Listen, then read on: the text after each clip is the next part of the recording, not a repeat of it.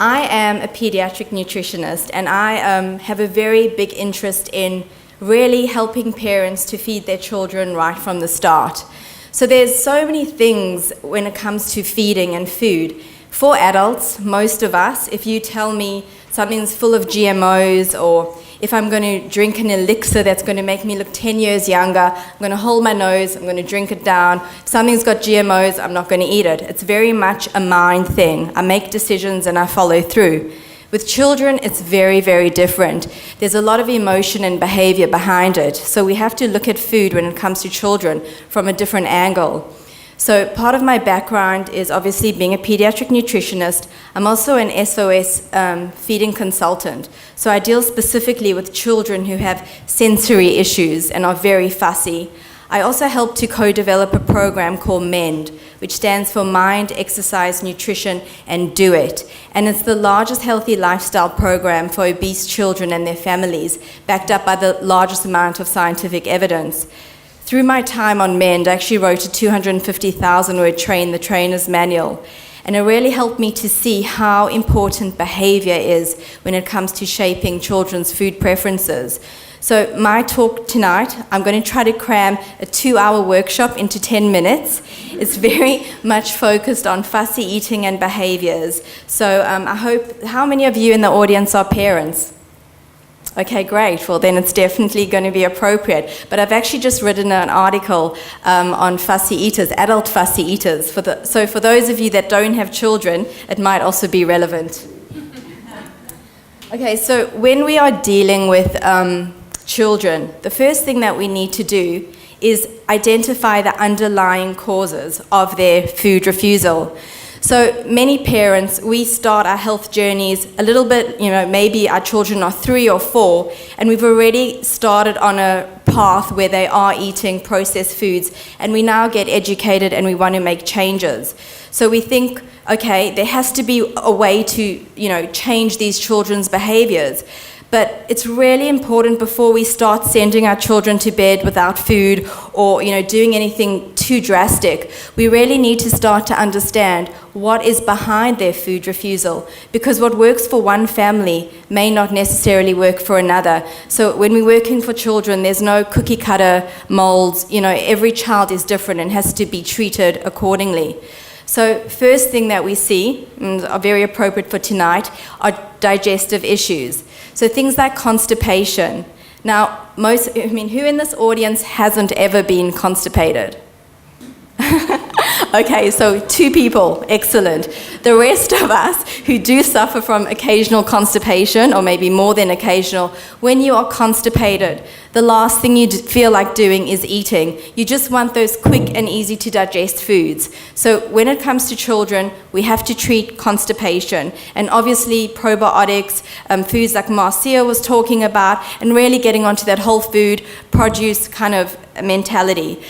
The other thing is looking at reflux. So in my clinic, 90% of my fussy eaters actually suffered from reflux. You can look at all different reasons for it, but a very practical way to look at it is children, right from the word go, every time they are eating, they are experiencing pain. We don't want to do things that are painful. So they are laying down these neural pathways which are associating food with pain. So they are very wary of new foods because different foods cause pain. So they just want to eat their safe foods. So obviously number one thing is fixing up those digestive issues. Another leading cause of fussy eating are sensory issues. So sensory issues are children that are very sensitive to things like if the vacuum cleaner gets turned on or bright lights. They really, really respond. One of the main sensory issues that we look out for is oral defensiveness. So these children, their taste, their smell, it's very heightened, and they are very sensitive to new foods. How many of you have taken your white bread, or if you were on white bread, and tried to swap it with white sourdough bread and put it into the same packaging? Or you've taken tomato sauce and tried to make a homemade tomato sauce and put it into the old packaging or bottles? These children who have sensory issues, it's not going to go down well. They know. They are so sensitive to textures and tastes. It's very hard to kind of change them off their staples. Another thing is oral motor delays. So, it's very hard for a child to start to eat things like lamb cutlets or food that requires chewing. They want pasta, they want white rice, they want those puffy crackers, things that melt in their mouths. So we really need to look at oral motor delays. Another thing is low muscle tone. So how does this affect eating? Well, if all of you can just uncross your legs for a second and just lift your feet off the floor, what happens? Anyone? Did anyone feel anything?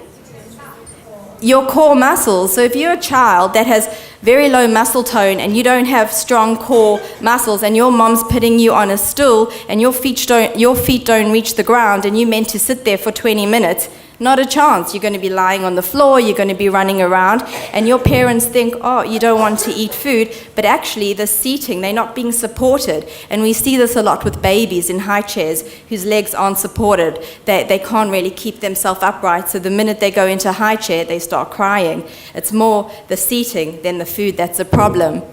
A lot of fussy eaters that we see are eating white diets. And so they are deficient in zinc and iron. When we are deficient in zinc, it actually blunts our taste receptors and our appetites are suppressed. So very often, one of the first things we start doing is working with zinc and iron.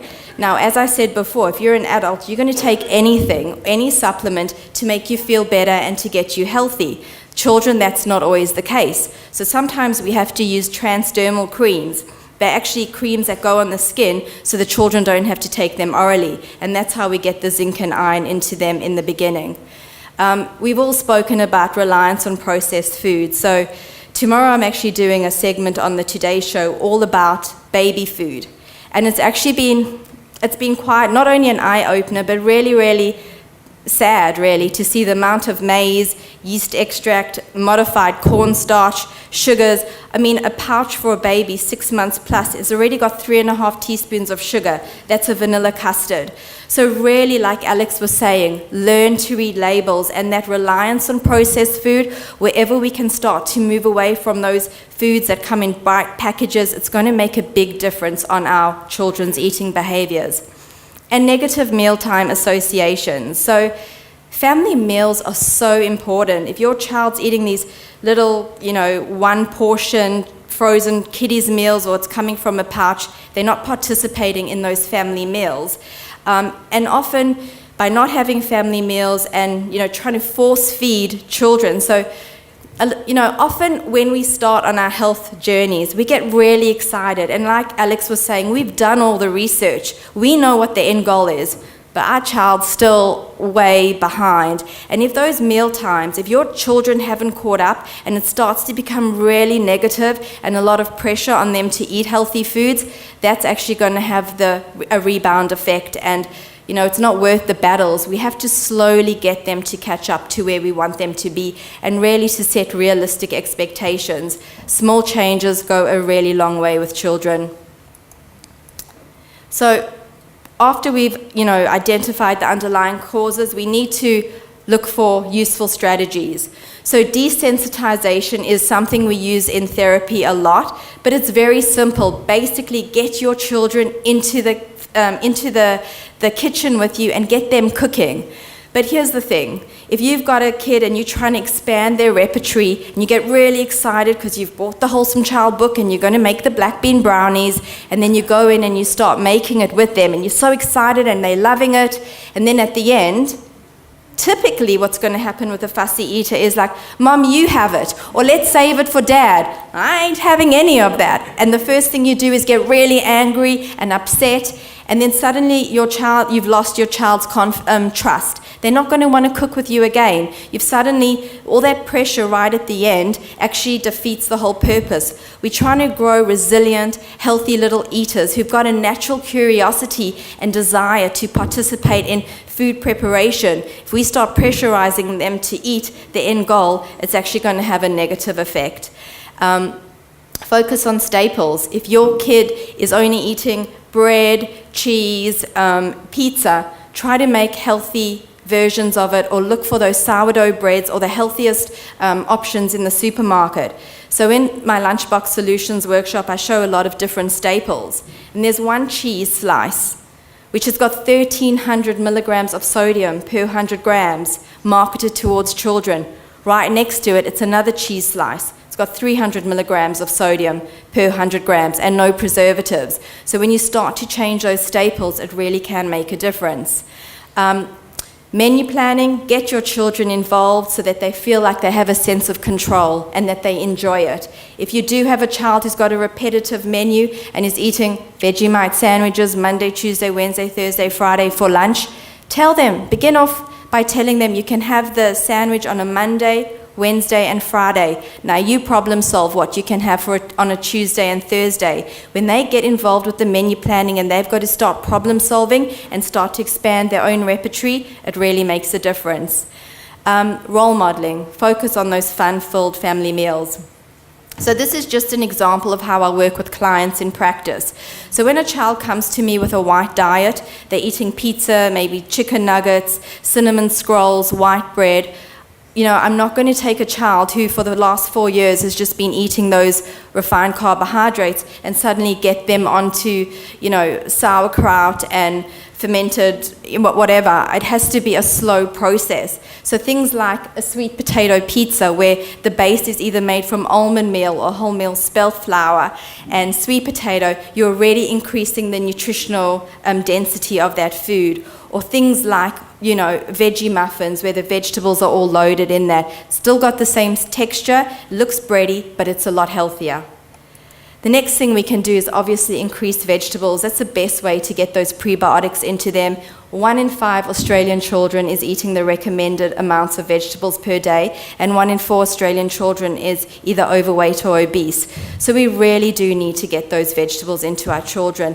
And in the book, I've got 8 steps. So each step goes, because I've been told I'm actually running out of time, so I'm trying to cover everything. So there's a whole chapter all about vegetables, how to increase them, and how to get them into your children's meals. So here's just a few examples, and remember that beans and legumes do count towards a serve of vegetables, as do sea vegetables. The other thing is, if you are a parent and you are going plant-based and you've decided to take your whole family with you along that journey, remember, for a child, being plant-based means you have to eat vegetables, not just cheese and bread. You have to have a varied diet to be a healthy plant-based child. Be creative with vegetables, so load up your pastas, your bolognese. Those are the spinach and beetroot bliss balls, which you may have tasted outside. Cauliflower muffins, that's a macaroni and cheese brown rice penne with the white sauce is loaded with cauliflower, arrowroot, zucchini and chia seeds. It's still a family favorite, but you know, it's obviously got a healthy overhaul. Those black bean brownies in the middle were actually developed for a child who at 8 months all she would eat were red velvet mud cakes. By 8 months, that's the only thing in her diet.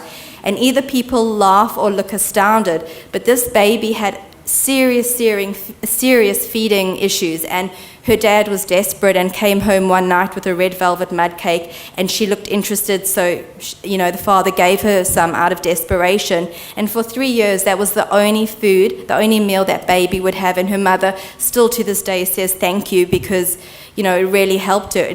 The child was getting legumes and eggs. It was still better than the store-bought. So just be clever with food and you can be creative. With children, if they're already eating, you know, chocolates and junk food, it's very hard to just suddenly go cold turkey. Society doesn't support it. They're going to go to birthday parties, they're going to go to their friends' homes. But what you can do when they go to a friend's house is you can send raspberry and pear muffins, a batch for the whole family, or the macaroons with, you know, healthy chocolate spread in the middle. So we need to be creative with children. We need to go along with them on the journey, make those simple steps, and just start to slowly expand. And hopefully they will catch up and you will all get to share all the delicious meals. So thank you.